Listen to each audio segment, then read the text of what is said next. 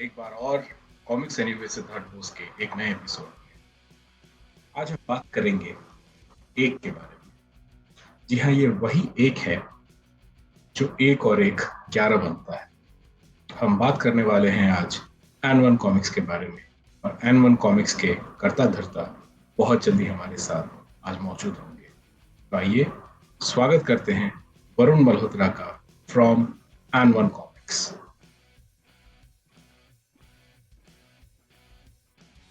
दोस्तों, हमारे साथ हैं एक, और आज हम एक और एक मिलकर 11 बनते हैं। जी हाँ, हम बात कर रहे हैं वरुण मल्होत्रा से।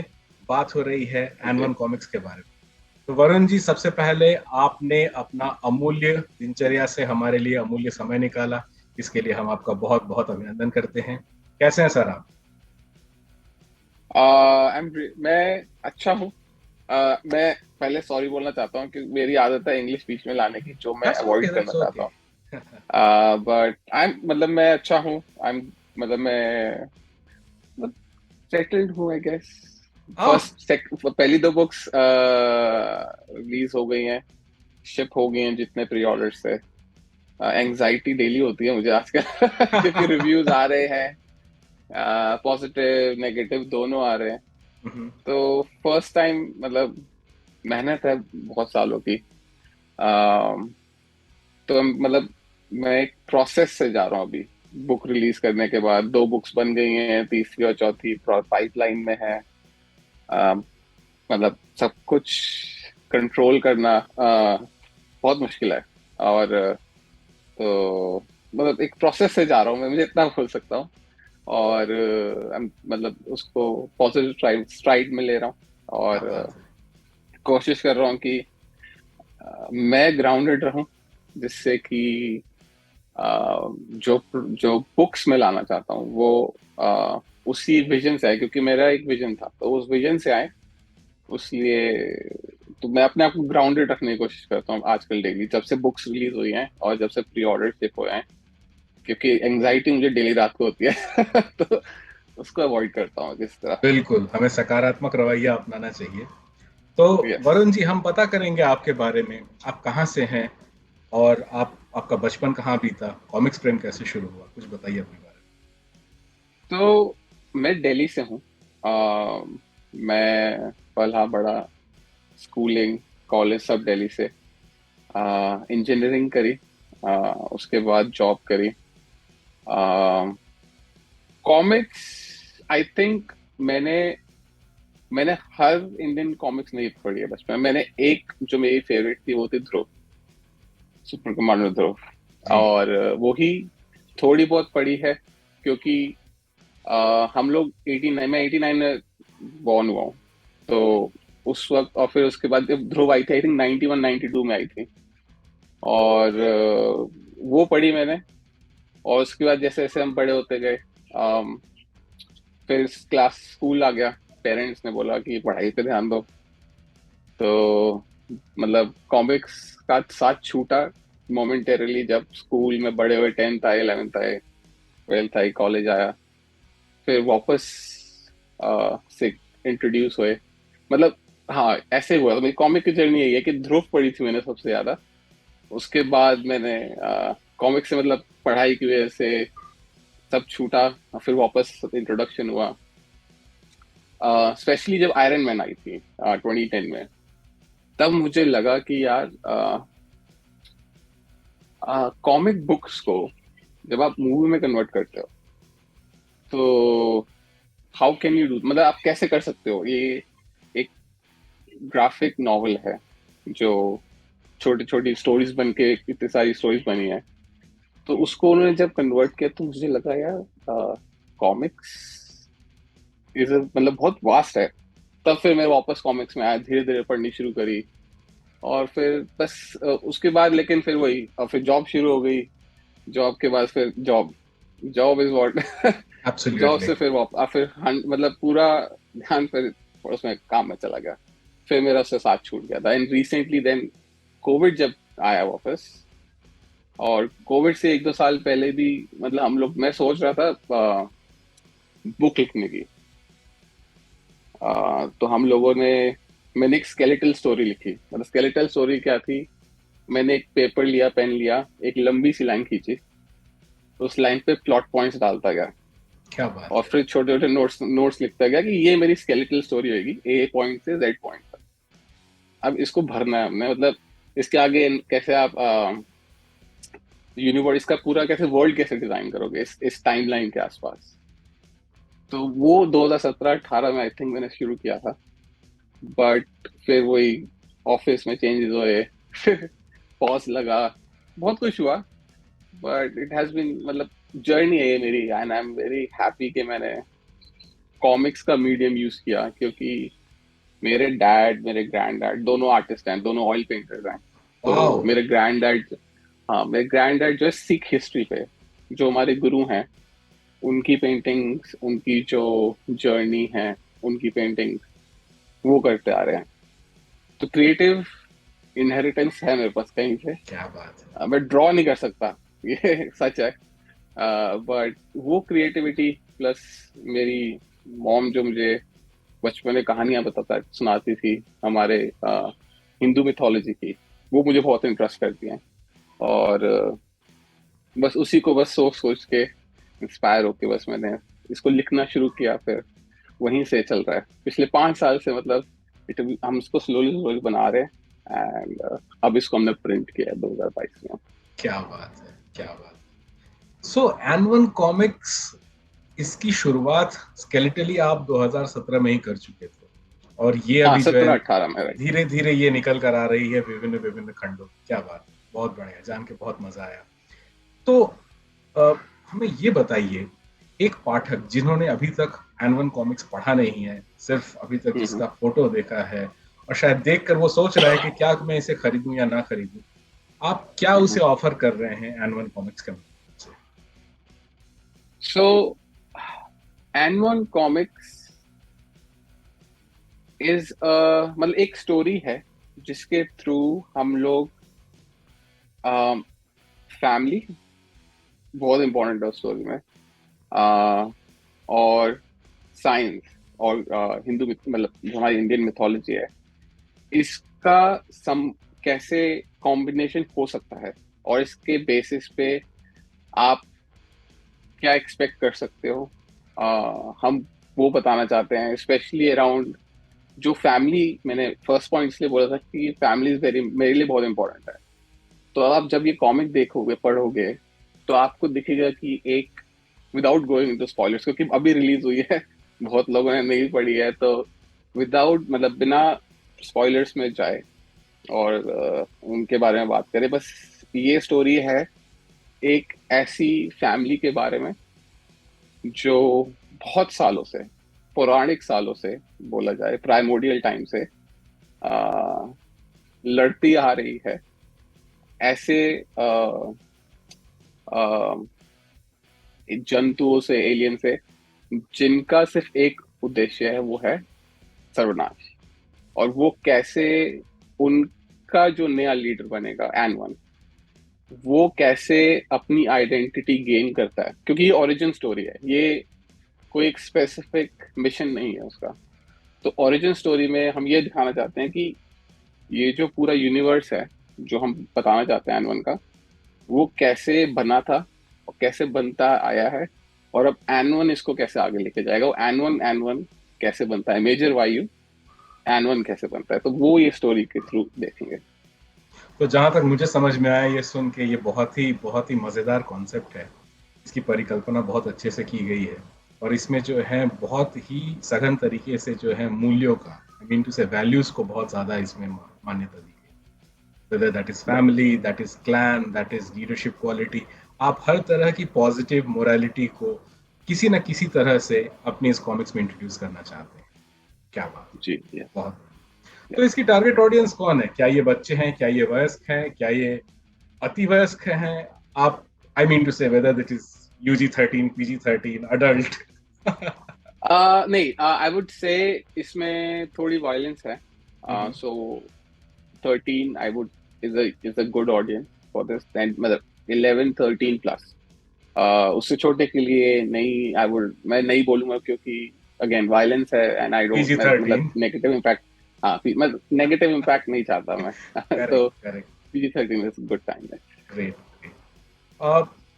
तो हम ये पता करना चाहेंगे, आपने एन वन कॉमिक्स को अभी तक जहां समझ में आता है आपने इंग्लिश में रिलीज किया है, क्या हाँ जी। हिंदी में इसके लाने की कोई संभावना है भविष्य में?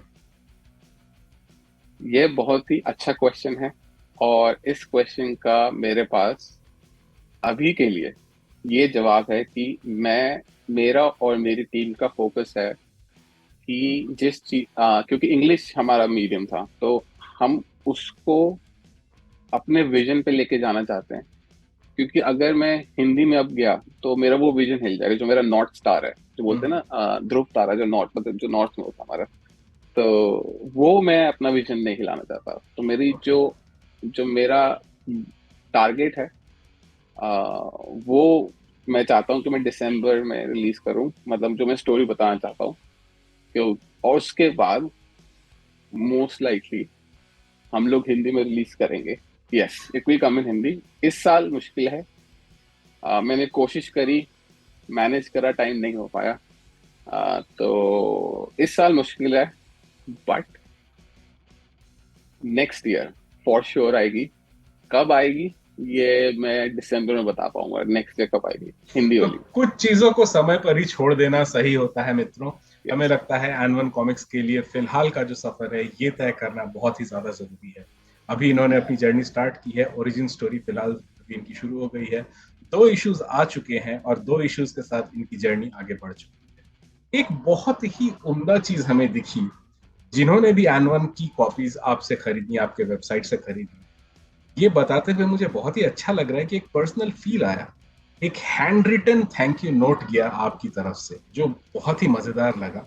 अब ये पता नहीं ये संभव होगा कि नहीं भविष्य के लिए, लेकिन हर ऑर्डर के साथ एक थैंक यू नोट, वो भी एक बड़ी बड़ी सी चिट्ठी लिखकर भेजना, आई थिंक ये बहुत बहुत मतलब लाजवाब काम। सो थैंक यू नोट जो था, वो मेरी तरफ से ग्रैटिट्यूड था टूवर्ड्स जिन्होंने प्री ऑर्डर की थी, स्पेशली क्योंकि जब आप नई कॉमिक प्रिंट करते हो, तो अगर आप पे कोई ट्रस्ट कर रहा है और आपका जो आपने बुक बनाई वो खरीद रहा है, इट्स वेरी हम्बलिंग। मतलब मेरे लिए इम्पोर्टेंट है कि अगर उस दूसरे व्यक्ति का मेरे पे वो भरोसा है, तो मुझे उनको एक थैंक यू बोलना चाहिए। एंड मैं ये ट्रेडिशन जारी रखना चाहता हूँ कि जब इशू 3, जैसे हमने उसको भी प्री ऑर्डर पे डाल दिया है, इशू 3 आ जाएगा अक्टूबर में, तो उसके भी जो प्री ऑर्डर आएंगे उन सबको handwritten thank you note जाएंगे। अब जितने प्री ऑर्डर आएंगे, मैं तो कहता हूँ ज्यादा से ज्यादा है, मेरे हाथ थक जाए, टू बी ऑनेस्ट। बट मेरा बहुत मतलब प्री ऑर्डर्स के लिए, स्पेशली फॉर प्री ऑर्डर्स, क्योंकि प्री ऑर्डर्स ने मुझे कॉन्फिडेंस दिया कि मैं अपनी सेविंग्स में से पैसे लगाऊं। और तो उस ग्रैटिट्यूड को मुझे थैंक यू बोलना बहुत जरूरी था। और मेरे लिए बहुत हम्बलिंग था, क्योंकि मैंने मैं जिस तरह का था बचपन में, मैं कभी नहीं सोचा था कि मैं इतना क्रिएटिव हो सकता हूँ, या मैं ऐसी चीज कर सकता हूँ अपनी लाइफ में। तो मैं बस thank you note was just really, I was really, मैं बहुत थैंकफुल था सबके लिए कि उन्होंने भरोसा किया और मैं उनको बुक वो पहुंचा पाया टाइमली, क्या शेयर बात। कर पाया सबसे। तो एक तो आपकी क्रिएटिव बैकग्राउंड, क्रिएटिव इनहेरिटेंस, दूसरा आपका कॉमिक्स बनाने का जज्बा, और तीसरा एन वन कॉमिक्स। ये शायद होना ही था। गीता में कहा है ना कि जब जब जो जो होना है तब तब वो होता है। तो सबसे आई ऐसा टोटली ही एग्री। जो हो रहा था वो भी तय था, जो हो रहा है वो भी तय, और जो होगा वो भी तय होगा। तो हम आशा करेंगे जो होगा वो एन वन कॉमिक्स के लिए बहुत ही बढ़िया हो और बहुत ही अच्छी तरह थैंक से यू। एन वन कॉमिक्स सामने आए। अ, थैंक मैंने यू। आर्ट वर्क देखी और मुझे काफी प्रॉमिसिंग लगी आर्ट वर्क। और किसी भी तरह से मुझे specially art work and colouring मुझे बहुत ही ज्यादा इम्प्रेसिव लगी। तो इसके बारे में कुछ आप बताना चाहेंगे? आपने आर्टिस्ट, आपको टैलेंट्स, आई मीन टू से कि आपको एग्जैक्टली आपको क्या चैलेंजेस फेस हुए एन वन कॉमिक्स को कॉमिक्स बनाने में? ओके, चैलेंजेस दो थे। एक था टाइम, सबसे बड़ा चैलेंज था मेरे लिए। दूसरा आर्टिस्ट मैंने, जब हमने पहली कॉमिक रिलीज की थी वो थी, आई रिमेम्बर February March 2021 में। तब आ, मुझे मैं सच बता रहा हूँ, मुझे कॉमिक्स का सी भी नहीं, मतलब कॉमिक्स कैसे बनती हैं उसका सी भी नहीं पता था, मतलब क्या करना है। तो मैंने उस पर रिसर्च करी, बट क्योंकि मैं उस वक्त चाहता था कॉमिक आए, तो मैंने एक टीम हायर करी, जिनके साथ मैंने काम किया। और मैंने वो कॉमिक बहुत लिमिटेड बजट में बनाई थी, मतलब मैंने एक बजट सेट किया कि मेरा बजट ये एक्स अमाउंट है और इसके ऊपर कॉमिक बनाते हैं।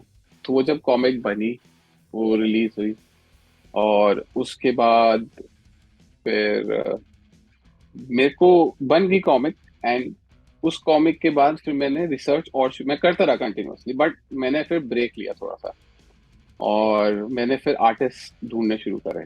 इंडियन कॉमिक इंडस्ट्री से आर्टिस्ट देखे, और बाहर की इंडस्ट्री से देखे। और बेस्ड, मतलब जो मेरी, क्या होता है कि जो जो बुक मैं पढ़ता हूँ, जो मेरे को अच्छी लगती है, मैं आर्ट वर्क स्पेशली मेरे लिए इम्पोर्टेंट है, क्योंकि मतलब artwork can break and make a deal. मतलब अगर आर्ट वर्क अच्छा नहीं है तो कॉमिक्स में स्पेशली, क्योंकि कॉमिक्स इज अ वो एक विजुअल मीडियम है जहाँ पे आप आर्ट देख रहे हो, उस पर डायलॉग बबल्स देख रहे हो। तो फिर मैंने बाहर की, मतलब इंडिया की टीम, इंडिया के देखे आर्टिस्ट मैंने, साउथ ईस्ट एशिया के आर्टिस्ट देखे सारे, मतलब जो अपना फिलीपीन साइड के, और जो हमारे साथ ऐसी ये कंट्री है साउथ ईस्ट एशिया वाली। फिर मैंने यूरोप के देखे, यूएस के देखे, मैंने सारे देखे, मैंने अपना टाइम लिया मैंने पूरा साल भर का। सबसे, मतलब सबके आर्ट वर्क देखे। आर्ट स्टेशन, अगर आप मेरी उस पे जाओगे कभी हिस्ट्री में, तो आर्ट स्टेशन जो है वो मेरे टॉप पे होता है, क्योंकि मैं आर्टिस्ट, मतलब अभी भी मैं चाहे बुक बना रहा हूँ, बट मैं आर्टिस्ट हमेशा सर्च करता रहता हूँ। क्योंकि मुझे कभी, जैसे मुझे कवर आर्ट नया बनवाना है या नया पोस्टर बनवाना है सप्लीमेंट्री की तरह, तो मैं आर्टिस्ट जो है बुक मार्क करता रहता हूँ कि मुझे कौन सा आर्टिस्ट प्रोबेबल लग रहा है। और फिर मैं उनसे कांटेक्ट करता हूँ, कोशिश करता हूँ कि हम लोग उनके साथ काम कर सकें। तो ऐसे फिर मैंने टीम बनाई, जो मेरी करंट टीम है। उसमें मेरे जो इंक और पेंसिल्स हैं, वो यूएस के एक आर्टिस्ट हैं, जैरेट, वो कर रहे हैं। जो कलरिंग है वो स्पेन की हैं, वैलेरी। और जो लेटरर हैं वो यूएस के हैं, जस्टिन जस्टिन स्पेशली। मेरी उनसे, आई वॉज वेरी इंटरेस्टेड कि उनसे काम करूँ, क्योंकि वो रिंगो, जो वहाँ पे कॉमिक अवार्ड्स हैं, उसमें नॉमिनेट हुए थे वो। तो उनका जब मैंने आर्ट वर्क, उनका जो लेटरिंग देखी मैंने, मुझे बहुत अच्छी लगी थी। तो मैं सोचा इस टीम के साथ काम करता हूँ। एक्सपेंसिव है, बट मेरे को लगा कि इससे इससे मेरा विजन अचीव हो सकता है। तो मैंने ऐसे टीम, एक साल में, ऑलमोस्ट एक डेढ़ साल में बैठ के ऐसे टीम मैंने अपनी ढूंढ ढूंढ के बनाई हुई क्या मुश्किल से। बात है। भाई हमें तो पता था कि बस इंडियंस ही जो है जो फॉरेन एमएनसीज में काम करती है। ये जान के बड़ा मजा आया कि आज जो है इंडियन कॉमिक्स में जो है सारे के सारे जो है फॉरेन एंटिटी से लोग काम कर रहे हैं। बहुत बढ़िया, बहुत ही अच्छा लगा। अ, हमें ये बताइए Varun ji, N one comics का फिलहाल आपने क्या दाम रखा है? What is the price for the readers? Okay, तो इशू 1 जो है वो रीप्रिंट है। जैसे बताया, इशू 1 हमने डिजिटली लॉन्च किया था 2021 में, 2021 में। तो क्योंकि वो रीप्रिंट है, तो उसको हमने नॉमिनल प्राइस में रखा है अराउंड 280। बट इशू 2, 3 और 4, ये जो 3 इशू हैं, इस पे जो एक्सपेंस है, जो खर्चा है, उसको रखते हुए, आर्ट वर्क पे काम रखते हुए, प्रिंट देखते हुए, हमने इसका प्राइस इशू 2 का रखा है around ₹400 for 28 pages. Okay, okay, 400 रुपये, great. And which I know is on expensive side. मुझे यस पता इट है वो इज। महंगी है, बट जब आप वो आर्ट वर्क देखोगे, ये मेरा मानना है, जब आप वो आर्ट वर्क देखोगे, और तब आई होप कि आपको लगे कि वो क्यों एक्सपेंसिव है।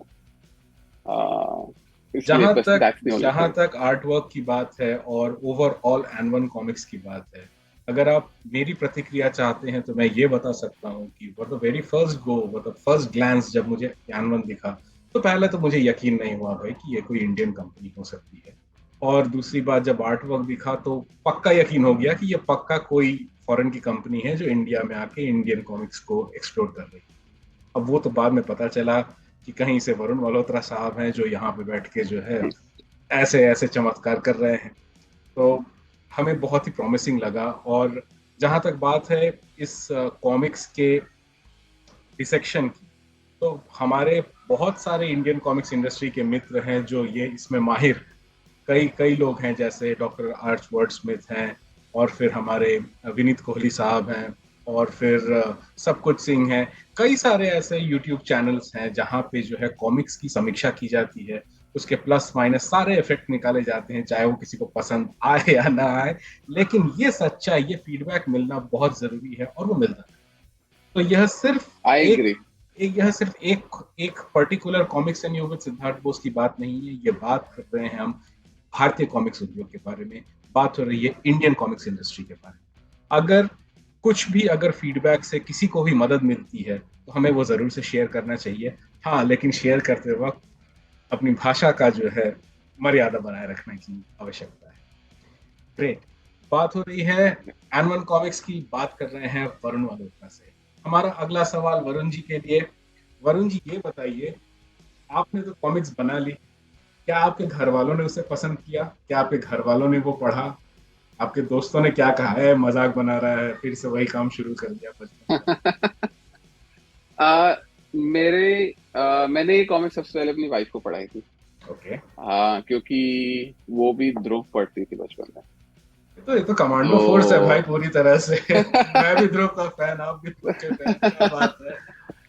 पता नहीं यार कि किस तरह का हमारा वो है, बट उसने मुझे बताया, मेरी मेरी वाइफ ने मुझे बताया कि वो भी ध्रुव पढ़ती थी। उसको ध्रुव का जो जब ध्रुव की सिस्टर ने उसका मेकओवर किया था, जब उसको बेल्ट दी थी, ब्रेसलेट्स दिए ब्रेसलेट थे। दिए थे, तो वो उसका फेवरेट इशू है। मेरा इशू जो उसका, जो ध्रुव का ओरिजिन है, जो सर्कस वाला जो सीन है, जो उसके अराउंड इमोशंस है, सब है, वो मेरा फेवरेट है। अम, तो जब मैंने उसको पढ़ाई, तो जब मैंने उसको पहला ड्राफ्ट पढ़ाया था, तो वो उसने बोला कि नहीं, दोबारा लिखो। तो फिर मैंने सेकंड ड्राफ्ट लिखा, उसने कहा नहीं, इसको दोबारा लिखो। फिर तीसरा ड्राफ्ट जब लिखा, तब उसने, शी वाज लाइक, हाँ अब ठीक है, अब इसको हम आगे बढ़ा सकते हैं।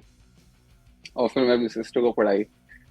मैंने ज्यादा लोगों को नहीं पढ़ाई, क्योंकि मुझे लगा कि थोड़ा मैं इसको सीक्रेट रखना चाहता हूँ। लेकिन जिनको मैंने तीन चार लोगों को पढ़ाई, दो तीन ऐसे लोग थे जिनको मैंने बोला कि किसी और की कॉमिक है, पढ़ लो।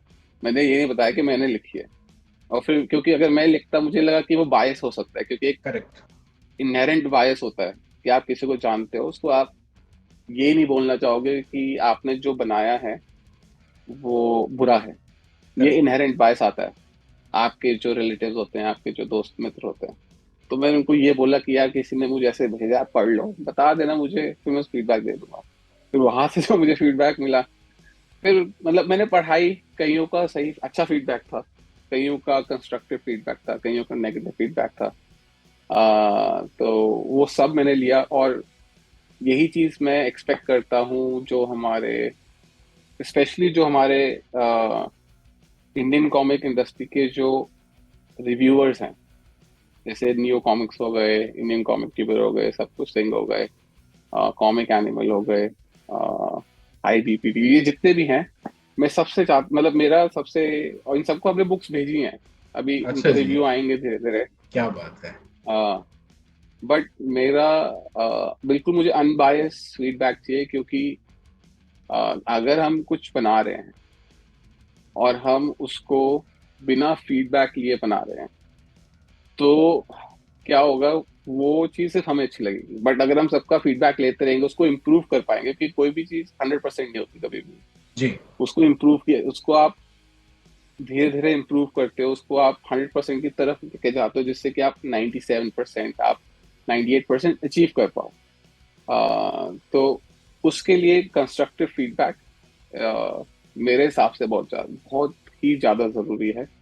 एंड मुझे फीडबैक मिला भी है, और मैंने उसका एक लेंदी नोट भी लिखा हुआ अपने पास, जब मैं वापस स्क्रिप्ट की तरफ जाऊंगा कि मुझे पेज कैसे एडिट करने हैं, और मे बी मुझे नेक्स्ट इशू में दो तीन चीजें ऐड करनी है, कुछ रिमूव करना है, टू मेक श्योर कि वो फीडबैक को मैं इनकॉर्पोरेट कर पाऊँ अपनी बुक्स में और स्टोरी टेलिंग में। तो वो मेरे लिए बहुत इंपॉर्टेंट रहता है। एंड इट्स बीन, मतलब अभी तक का मेरा जो जर्नी है इसके around has been very good.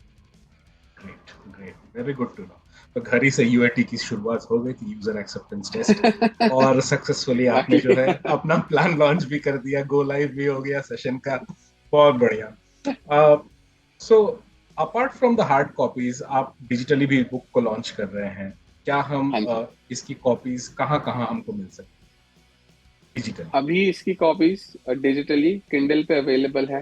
अम, आप इसको, हाँ, किंडल पे is the only platform as of now for digital. हम और प्लेटफॉर्म्स एक्सप्लोर कर रहे हैं to make sure we can get the books on other platforms as well.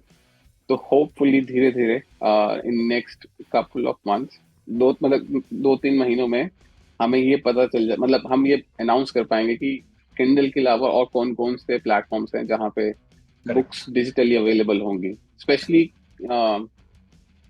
जितना मुझे पता चला है, अगेन मैं बहुत नया हूँ, बट बहुत सारी जो नई ऑडियंस है वो डिजिटली भी पढ़ना क्या करते हैं, वो लोग इंडिविजुअल इश्यूज डिजिटली पढ़ते हैं, फिर जब कलेक्टर एडिशन आता है तो वो कलेक्टर तब एडिशन खरीदते खरीदते हैं। हैं। तो बहुत सारे ऐसे हैं रीडर्स। तो विद हमने जब मैंने रिसर्च करी इस पे, और मेरी छोटी सी टीम है उसने भी रिसर्च करी, तो ये हमारा यही था कि डिजिटल और प्रिंट एक साथ लॉन्च करेंगे, जैसे कि हम दोनों ऑडियंसेस को टारगेट कर सकें। मोशन कॉमिक्स भी एक्सप्लोर कर रहे हैं अभी, अब उस पर कोई हमारे पास कोई उसका टाइम नहीं है, मतलब टाइम फ्रेम नहीं है। एनिमेशन और बाकी बहुत सारे मीडियम्स हैं जो हम करना चाहते हैं, बजट नहीं है लेकिन उसका भी हमारे पास। अभी हम सिर्फ प्रिंट और डिजिटल कॉमिक्स के मेन फोकस पे लेके चल रहे हैं। तो विजन्स हैं, लेकिन शायद वो भविष्य में जो है साकार बनेंगे। फिलहाल हाँ, डिजिटल हमने और इस, यप, यप, अब यस यस दैट, मतलब ये सच है। हमने एक एनिमेशन ट्रेलर बनाया है इसका, एन वन का। जी, आ, यूट्यूब पे आ, आपके चैनल पे एम्बेडेड है, मैंने देखा उसको, हाँ, आपके वेबसाइट पर एम्बेडेड है। मैंने देखा, काफी राइट। प्रॉमिसिंग है भाई। और मुझे तो हमेशा मेरी आशा रहती है, मैं जब भी किसी पब्लिशर से बात करता हूँ, कि जल्द से जल्द हम जो है इसको मोशन एक्टिविटीज में देखें, या तो मोशन कॉमिक्स में या तो एनिमेशन में। मजा बहुत मेरा आ भी रहा नॉर्थ है, स्टार वही बात है, कर रहे हैं यस। या बात कर रहे हैं, और बहुत मजा आ रहा है वरुण जी के साथ बात करते हुए। वरुण जी, मेरी एक इच्छा है, हाँ जी। आप नए हैं इस इंडस्ट्री में, आपने नए नए अपना कदम रखा है। भारतीय कॉमिक संस्कृति को अगर आप देखिए, अगर आप बचपन से देखिए, आपने हम्म। सुपर कमांडर को पढ़ के आप इन्फ्लुएंस हुए, और कहीं ना कहीं आपकी क्रिएटिव इनहेरिटेंस की वजह से आज आपने एन वन कॉमिक्स को साकार किया।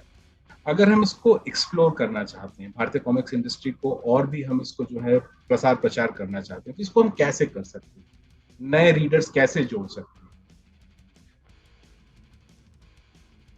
आ, हमारी मुझे जो लगता है, इंडिया जो है बहुत डाइवर्स कंट्री है। एंड अगर आप इंडिया की रूट पे जाओगे तो आपको भिन्न भिन्न प्रकार के लोग मिलेंगे। बिल्कुल। हर हर किसी की अपनी प्रेफरेंस होती है, वो अपनी चीज पर, मतलब जो उनको अच्छा लगता है वो पढ़ेंगे। बट अगर आप देखोगे कि जो वेस्ट ने इंडिया में आए, अगर आप आज देखो, अभी देखो आप, हॉलीवुड की मूवीज ज्यादा अच्छा काम कर रही हैं बॉलीवुड की मूवीज से, ट्रू। एब्सोल्युटली। क्योंकि उनकी मार्केटिंग ऐसी है। तो आई थिंक हमारी इंडस्ट्री जो, मतलब मैं तो बहुत नया हूँ, तो मैं जो मेरा छोटा सा एक्सपीरियंस रहा है, मैं उसके बेसिस बोल सकता हूँ कि हमारी अगर मार्केटिंग और अच्छी हो, और हमारी अ, जो नए स्टोरी टेलर्स हैं उनको अपॉर्चुनिटी ज्यादा मिले, तो अ,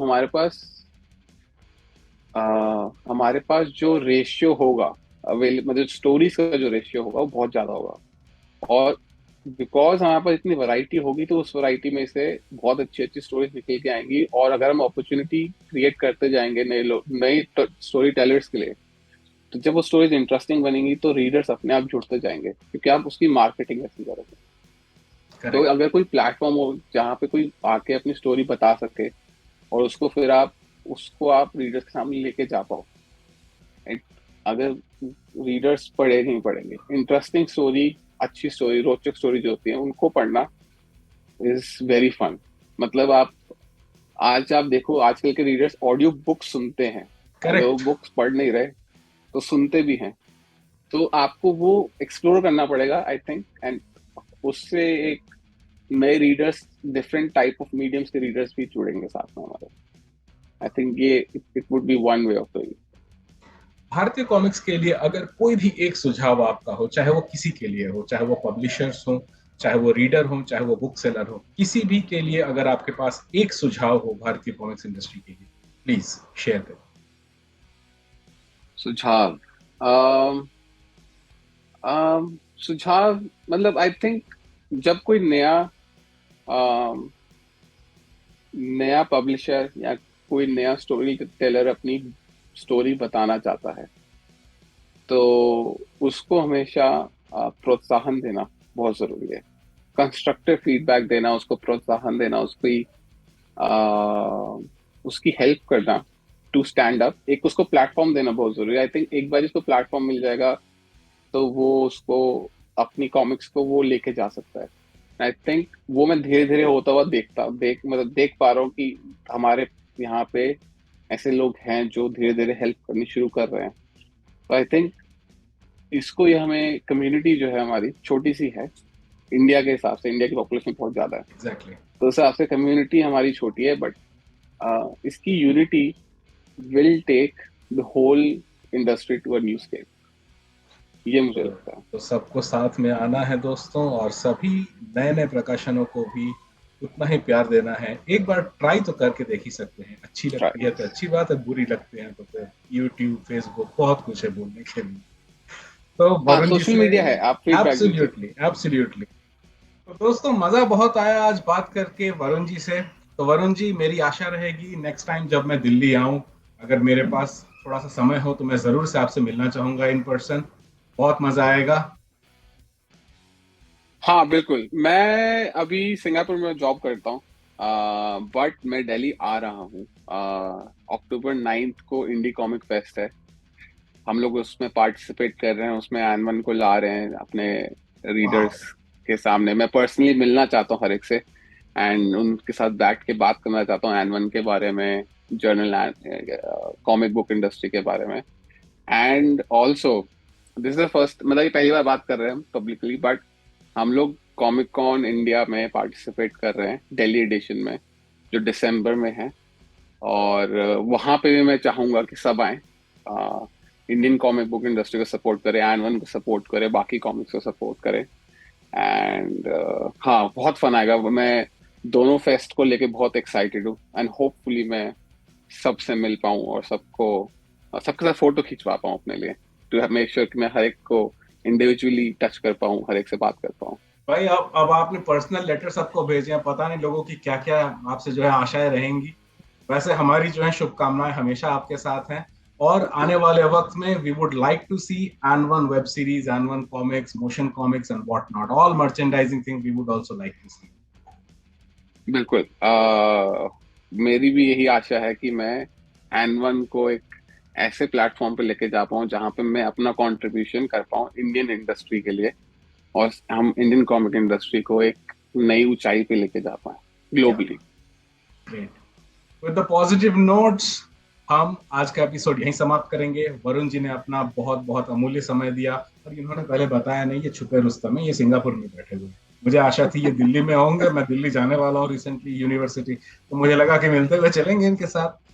तो दोस्तों आज का समाचार यहीं समाप्त होता है। मिलेंगे अगले एपिसोड में किसी और हस्ती के साथ। तब तक के लिए देखते रहिए Comics and You with Siddharth. Varun ji signing off. N one Comics के लिए बहुत बहुत शुभकामनाएं। बहुत बहुत धन्यवाद। Thank you sir, thank you so much.